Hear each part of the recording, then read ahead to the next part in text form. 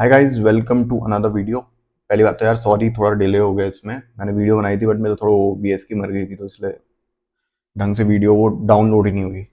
So no worries, अभी डाल देता हूँ। सो लास्ट वीडियो में मैंने आपको कहा था कि हम डिस्कस करें। लास्ट वीडियो में मैंने एक चीज़ मेंशन करी थी, कैपिटल एलोकेशन लाइन। सो मैंने सोचा आज उस पर वीडियो बना दूँ, क्योंकि you need to have a better clarity of वो होता क्या है। ठीक है। So capital allocation line is basically a straight line that represent all the possible portfolios an investor can make using a risk free asset and a risky portfolio.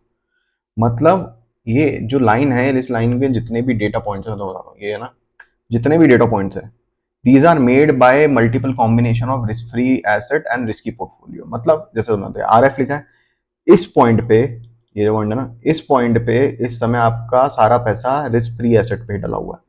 Because यहाँ पे आप देखोगे जीरो, अगर आप कोऑर्डिनेट्स के हिसाब से देखो तो this point represent that all the money is in risk free asset. So 100% allocation is in risk free asset, 0% in risky portfolio, और लेट्स से रिस्की एसेट और डाइवर्सिफाइड पोर्टफोलियो। जैसे जैसे आप देख रहे हो लाइन ग्रो हो रही है, वैसे वैसे रिस्क फ्री एसेट में कम एलोकेशन हो रहा है और आपका रिस्की पोर्टफोलियो में एलोकेशन बढ़ता जा रहा है, as a result of which your risk return is increasing. Okay, it increases up to a point where your 100% allocation gets in your risky portfolio with 0% investment in risk free asset. So ये एक particular point है जहां पे हमारा पूरा 100% allocation हो रखा है आपका रिस्की पोर्टफोलियो या रिस्की एसेट में। इसके ऊपर अगर हमें रिटर्न जनरेट करना है ना, हमें फिर बोरो करना पड़ेगा रिस्क फ्री रेट पे। ठीक है ना। तो उसमें फिर वेट, RF की वेट क्या हो जाएगा, लेट्स से जैसा हमारा, मैंने पिछली बार तुम्हें फॉर्मूला बताया था कि एक्सपेक्टेड रिटर्न का फॉर्मूला क्या था, W1 into R1 plus W2 into R2। Okay. अब यहाँ पे जो वेटेज हो जाएगा, जब हम इसके आगे रिटर्न जनरेट करने के लिए हमें बोरो करना पड़ेगा, क्योंकि हमारा पैसा तो 100% लगा हुआ है इक्विटी में। तो जो बोरो करेंगे उस समय जो वेट की वैल्यू होगी ना रिस्क फ्री रेट पे, RF मतलब रिस्क फ्री रेट लेके चलो, लेट्स से मैंने 50% बोरो करा, तो पहले वेट की वैल्यू -50 हो जाएगी, बट जो आपका रिस्क इन्वेस्टमेंट इसके अंदर कितना हो जाएगा, 150 हो जाएगा। 100% एलोकेशन है, 50% हम और कर रहे हैं यहाँ बोरो करके। तो total allocation in risky asset will turn into 150%, और हमारा रिस्क फ्री एसेट का एलोकेशन हमारा -50% हो जाएगा। क्यों? क्योंकि हमने रिस्क फ्री रेट पे बोरो करा है। बेसिकली ये चार्ट होता है, आपका रिस्क रिटर्न चार्ट होता है। ठीक है ना। तो ये एक कैपिटल एलोकेशन लाइन है। इसे अच्छे से समझने के लिए the best use of capital allocation line होती है हमारे इंडिफरेंस कर्व के साथ, जो मैंने लास्ट टाइम समझाया था, मैं फिर समझाऊंगा इस वीडियो में। तो पहले तो हम देख लेते हैं इसका फॉर्मूला क्या है। Expected return of a risk free portfolio, risk free asset या risk free portfolio plus a risky asset, which is expected return minus risk free rate raised to the upon your risk of that particular asset into the risk of the overall portfolio. अब देखो, जो finance enthusiast है ना, तुम्हें पता होगा कि ये वैल्यू क्या है। ये बेसिकली हमारा शार्पे रेशियो है। शार्पे रेशियो क्या होता है? Return generated over risk free rate for each unit of risk you take. Basically वो एक्स्ट्रा रिटर्न जो हमारा रिस्क फ्री रिटर्न के ऊपर जनरेट कर रहे हैं for each unit of risk जो हम ले रहे हैं।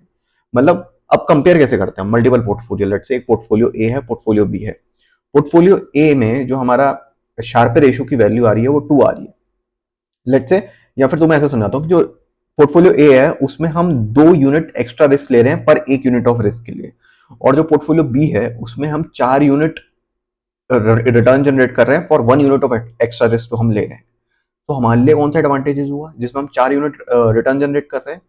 हेंस इससे ये पता चलता है कि जो जिसका भी इस जब भी हम पोर्टफोलियो हम चेक करेंगे कि कौन सा ज्यादा रिटर्न जनरेटिंग पोर्टफोलियो है, जिस पोर्टफोलियो का शार्प रेशियो ज्यादा होगा, ठीक है ना, that will be a more suitable portfolio for investor. और दूसरी चीज क्या है, ये आप इक्वेशन देख रहे हो, it's a straight line equation. ठीक है ना, C+mx, समझ रहे हो। तो ये जो पार्ट है स्लोप है। Basically, the bigger the slope, the better it is for the investment purpose, or better it looks in front of an investor, or that is a particular portfolio that investor looks forward to invest in. और यहाँ intercept हमारा risk free. ठीक है। अब मैंने तुम्हें एक चीज समझाई थी, मैंने कहा था कि अभी जो बोला था कैपिटल एलोकेशन का बेस्ट यूज होता है जब उसे हम इंडिफरेंस कर्व के साथ यूज करते हैं। इंडिफरेंस कर्व मैंने कल क्या समझाया था, it is basically it is a line, it is a curve created by multiple risk return trade-offs that an investor look forward to take in order to maintain its utility। मतलब वो line जो curve बनता है उसके अंदर data points जो होते हैं, they represent multiple risk and return trade off, जिसे कोई भी इन्वेस्टर ओके होगा एक्सेप्ट करने के लिए to maintain his current happiness of wealth या करंट यूटिलिटी। ठीक है ना, यूटिलिटी का मतलब क्या था, how happy client is about their wealth. तो ये एक बेसिक अंडरस्टैंडिंग थी इंडिफरेंस कर्व की। अब यहां देखो तुम, यहाँ पे जो पॉइंट एम है और पॉइंट एन को देखो, पॉइंट एम और एन का सेम रिस्क है बट पॉइंट एम का हायर रिटर्न है। ठीक है, सिमिलरली जो पॉइंट एम के ऊपर आप देखो ना, यहाँ आपका बेशक रिटर्न आपका ज्यादा जा रहा है बट आप portfolio that is not feasible because way above. इस चीज को अचीव करने के लिए आपको ओवर लेवरेज लेना पड़ेगा, हायर रिस्क ले रहे हो आप एक टाइप से। सिमिलरली आप यहाँ देखो, जो मैंने समझा था कि जब भी कोई इंडिफरेंस कर्व कैपिटल लाइन पे, कैपिटल एलोकेशन लाइन पे टेंजेंट जहां पे होगा, उस पॉइंट का जो डेटा पॉइंट होगा that is optimal folio, optimal portfolio. मतलब ये जो पॉइंट है यहाँ पे, जो रिस्क रिटर्न एक परफेक्ट बैलेंस पे है। This is the whole agenda की जो हम निकालते हैं। बहुत सारे यहाँ पे ना आपके पास बहुत सारे पोर्टफोलियो हैं, पर जो पोर्टफोलियो ऐसे पॉइंट पे लाई करेगा जहां पे आपका indifference curve capital location line पे टेंजेंट हो रहा है, उस पर्टिकुलर पॉइंट को हम ऑप्टिमल पोर्टफोलियो कहेंगे। ये एक बेसिक अंडरस्टैंडिंग है ऑफ क्या कैपिटल एलोकेशन लाइन है, उसका हम यूज कैसे करते हैं इंडिफरेंस कर्व के साथ, हम कैसे पता करते हैं कि कब से कौन सा सबसे ऑप्टिमल पोर्टफोलियो है। ठीक है, मैंने आपको वो बता दिया, क्या कहते हैं, आपका स्लोप क्या होता है, कोफिशिएंट क्या होता है इसके अंदर। अब जो आप देखो ना, जो भी कैपिटल एलोकेशन लाइन के लेफ्ट में जितने भी लेफ्ट सेगमेंट है वो लेस रिस्की पोर्टफोलियो है, मिडल वाले इज मोर ऑन बैलेंस्ड। ठीक है ना, तो जो जितने मिडल होते हैं उसके हिसाब से हम फाइंड करेंगे कौन सा कहाँ पे टच हो रहा है, क्या हो रहा है। अब जैसे बी को देखो ना, बी पॉइंट है लो रिस्क लो रिटर्न, क्या है high risk low return A वाले को, तो these point are not optimal. यहाँ पे क्या परफेक्ट रिस्क परफेक्ट रिटर्न। और इसके अंदर ये एक बेसिक अंडरस्टैंडिंग है कि क्या होता है।